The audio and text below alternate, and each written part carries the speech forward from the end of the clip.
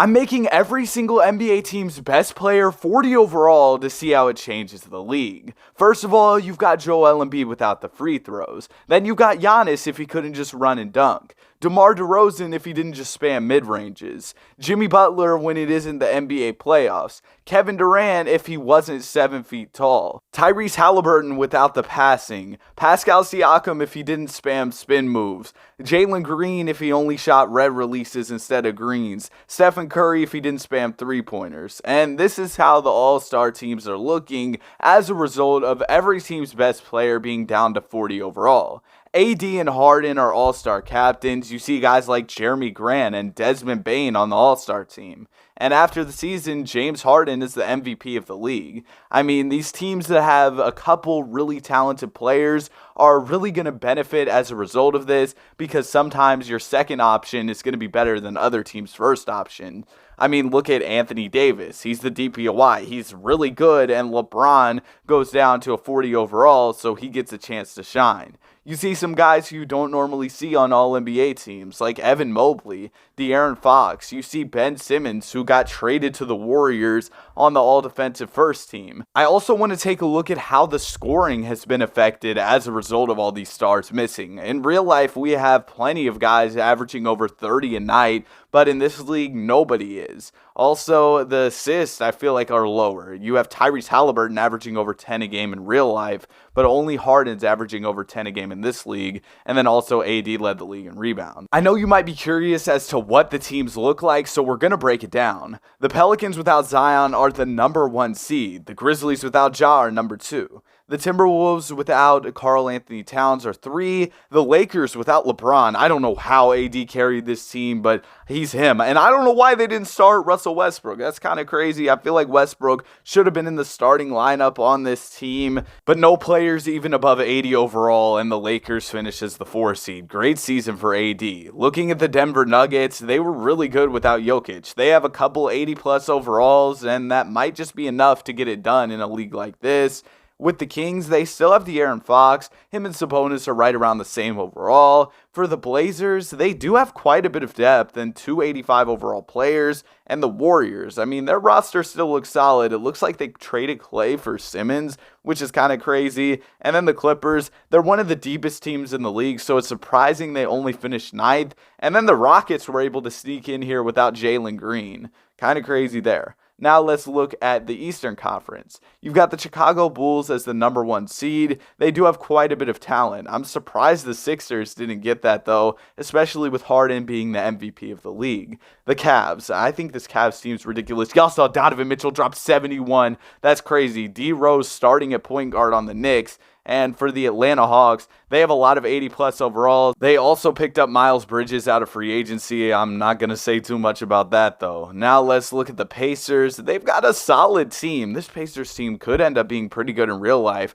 The Celtics, how are they the 7th seed? They're one of the best teams on paper. Even without JT, I feel like they should have been better. The Raptors were able to get the 8th seed, which is better than they're doing in real life right now. And the Pistons, I expected Bogdanovich to average more points considering they finished as the 9th seed, but hey, they've got some solid depth. And the Magic, they've got a couple 80-plus overalls, and that was good enough for them to make the 10th seed. Now, when we look at the playoffs, we're just going to see if we get any Game 7s in the first round. We'll really take more of a focus on the later rounds of the playoffs, and in the first round, we have one Game 7. It's going to be between the New Orleans Pelicans and the Portland Trailblazers. This was a 1-8 matchup, and the 1 seed was able to come out on top, barely squeaking their way out in a Game 7. I mean, it's crazy this series went to 7, but the Blazers kind of underperformed in that Game 7 and ultimately lost. Now we've got Lakers Pelicans, we've got Grizzlies T-Wolves, we've got Bulls Hawks, and then we've got Cavs Celtics. So that Celtics team,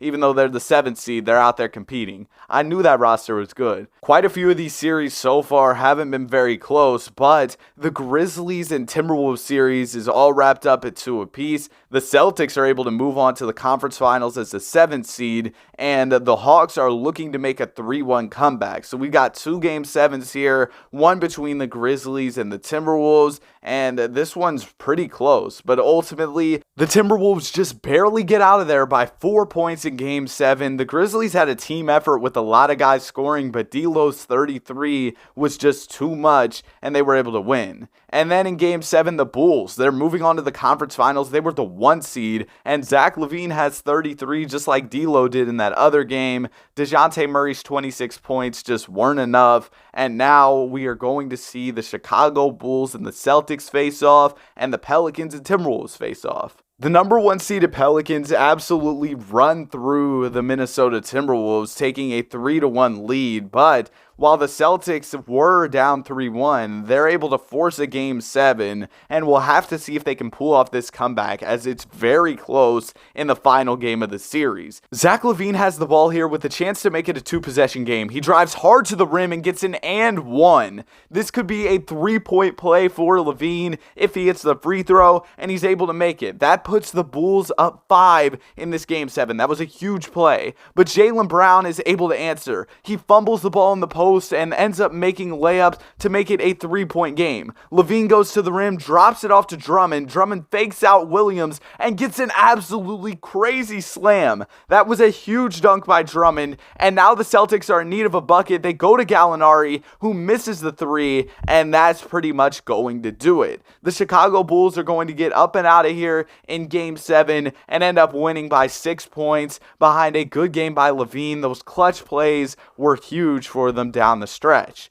Now, this Pelicans-Bulls series in the finals is set to be an interesting one. In Game 1, though, the Pelicans are able to absolutely dominate, winning by 18 points despite Zach LaVine's 28 points on the night and a lot of scoring from guys on the Bulls. There was a ton of scoring coming from guys on the Pelicans as well, and they were able to get the dub. Now in Game 2, we've got a much closer game. After a made Dalen Terry free throw, the Pelicans have the ball, and Valanciunas goes into the post, misses a layup, and now the Bulls have a chance to make it a 2-possession game with the bucket. LaVine goes hard to the rim and somehow slices his way through the defense to make a really tough layup. Just look at how he was able to break down the defense, get in there, and he flipped it up, somehow makes it an absolutely great shot. Now the Pelicans need an answer, but Drummond comes up with the steal, and Dalen Terry's going to the basket. He spins and hits the layup. The Bulls have been playing so well down the stretch in these games so far. Valanciunas is in the post trying to make something happen, and he does. So there's still some hope from the Pelicans, and CJ McCollum gives them a lot more hope as he drains a 3 to make it a 2-point game. After putting the Bulls on the line, the Pelicans try and make a shot to make the game closer, but it doesn't drop, and the game is over. This Bulls team has played so well in the hop-in games. Lonzo Ball had 30. A lot of guys scoring out there for the Pelicans, but it was a high-scoring game, and the Bulls were able to take it. We've got another close one in Game 3. Lonzo was able to make a tough layup. He drove right into the paint, and he was able to somehow make this one happen, banking it off the glass to put the Chicago Bulls up by a single point. Now the Pelicans need an answer to get the lead. CJ McCollum goes to the basket and is able to make a pretty difficult shot over a defender. Now Lonzo Ball has it. He goes to the rim and he gets a layup of his own. 2 buckets for Lonzo Ball. He's playing really well down the stretch of this game. The Pelicans go to Valanciunas in the post, who misses a layup, but he's fouled. That means he's going to the line for 2 shots. The first one drops, and it's a tie game. If he's able to hit this one, the Pelicans can regain the lead. And he does exactly that. It's 113-112, less than 30 seconds on the clock, and Zach LaVine has the ball. He drives into the paint, and he gets fouled. That means we're going back to the line. A lot of free throw shooting in this one, as LaVine is able to tie it up for the Chicago Bulls. He has 20 points on the night, make it 21 after this free throw drops.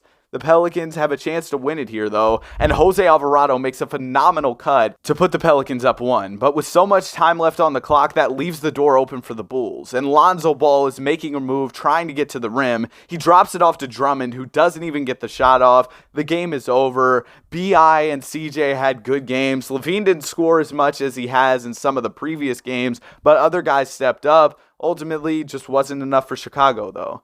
This ended up being a closer game than I thought as Chicago took game 4. The Pelicans tried to make a run in the fourth quarter, but the Bulls held it down behind Nikola Vucevic's 30 points on the night. In the fourth quarter of game 5, it's pretty close, but the Pelicans are able to win this one. They win by just 3 points. LaVine and Vucevic had 28 apiece on the night. Ingram's 29, and other guys pitching and scoring for the Pelicans just ended up being too much for the Bulls. The Chicago Bulls bounced right back in Game 6, though, winning by 7 points to set up a Game 7 between the Chicago Bulls and the New Orleans Pelicans. This series has already been so interesting, and we've seen a ton of back and forth, but we are able to get a really close one in this final game. Jose Alvarado drives to the rim and drops it down to Naji Marshall, who makes the layup. Lonzo, looking for a lane to the basket, ends up finding it and making a layup to put the Bulls up 1. He's been big for the Bulls in some of these games.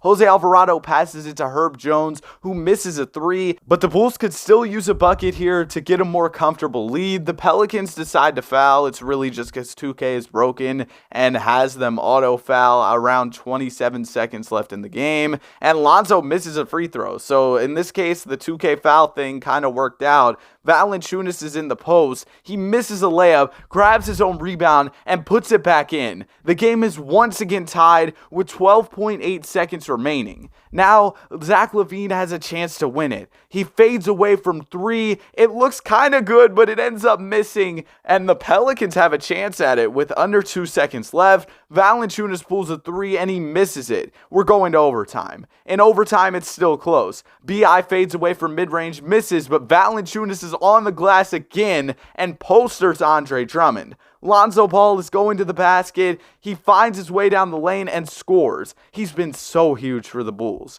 Brandon Ingram has it, passes it to Naji Marshall, over to Valanciunas, who gets another bucket. Now the Pelicans are up 3. The Bulls need a bucket here to stay alive. They give it to Vucevic, and Vucevic is able to get to the line. If he would have finished that would have been great for the Bulls, but he wasn't able to, and now he's at the line shooting 2, the first of which is good, and the second, Bulls fans are anticipating this one in the arena. It's a virtual game, bro. I'm taking it way too serious, but he does hit it, and now the Pelicans are on the line. They're playing the free throw game here, and Naji Marshall comes up big for them, making both free throws. Now the Chicago Bulls need a 3 to force double OT, and you could tell by the animation that Lonzo was going to miss that one. If Naji Marshall makes a free throw, it's pretty much over, and he does exactly that, making it a 2-possession game with less than 5 seconds left. He misses the second, but really it's too little too late. The New Orleans Pelicans are NBA champions. Despite Zach LaVine dropping 48 points in Game 7, there was more of a team scoring effort from the Pelicans, and that led to a win. Valanciunas is the Finals MVP. Be sure to like and subscribe. Have a great day. See y'all in the next one. Peace.